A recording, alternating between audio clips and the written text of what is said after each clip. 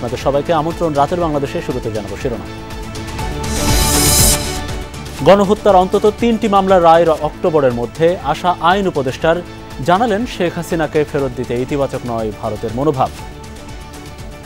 ভারতের যে মনোভঙ্গি এটা দেখে মনে হচ্ছে তারা এটা নানান অজুহাতে তারা এটাকে নাকচ করার চেষ্টা করবে। তাই আমাদের কাছে মনে হয় না সরল বিশ্বাসে এই আইনটা প্রতিপালন করার ইচ্ছা তাদের রয়েছে। আসছে ডিসেম্বরেই জাতীয় নির্বাচনের প্রস্তুতি নিচ্ছে কমিশন। সরকার চাইলে সীমিত পরিসরে হতে পারে স্থানীয় সরকারের ভোটও। আমাদেরকে আর্লিয়েস্ট ডেটটা ধরে নিয়েই প্রস্তুতি নিতে হচ্ছে।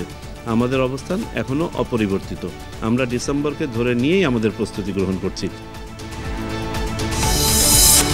ব্যাংককে এপ্রিলের বিমস্টেক সামিটে সাক্ষাৎ হতে যাচ্ছে ইউনুস মোদির। সাইডলাইনে বৈঠক হতে পারে দুই প্রতিবেশী সরকার প্রধানের। দেশে গত বছর বেড়েছে দুর্নীতি, গেল ১৩ বছরের সর্বনিম্ন স্কোর। বিগত সরকারের লুটপাটের কারণে এই পরিণতি, বলছে টিআইবি। উচ্চ পর্যায়ের নির্দেশে ধ্বংস করা হয় সাগর রুনি হত্যার বহু আলামত, অভিযোগ বাদী পক্ষে। এপ্রিলে টাস্ক ফোর্সের তদন্ত প্রতিবেদন। অপারেশন ডেভিল হান্ট সফল করতে আইন শৃঙ্খলা রক্ষাকারী বাহিনীকে আরও তৎপর হওয়ার নির্দেশ স্বরাষ্ট্র উপদেষ্টা। তৃতীয় দিনে সারা দেশে আটক ৬ শতাধিক। নারী ক্রিকেটার সোহেলি আক্তারকে ৫ বছরের জন্য নিষিদ্ধ করল আইসিসি।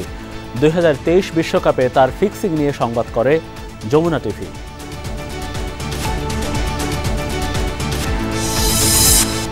এছাড়াও রাতের বাংলাদেশে থাকছে ফ্রান্সের প্যারিসে বিশ্ব নেতাদের মিলন মেলা। 2 দিনের এআই সম্মেলনে কৃত্রিম বুদ্ধিমত্তার সম্ভাবনা ও ঝুঁকি নিয়ে আলোচনা।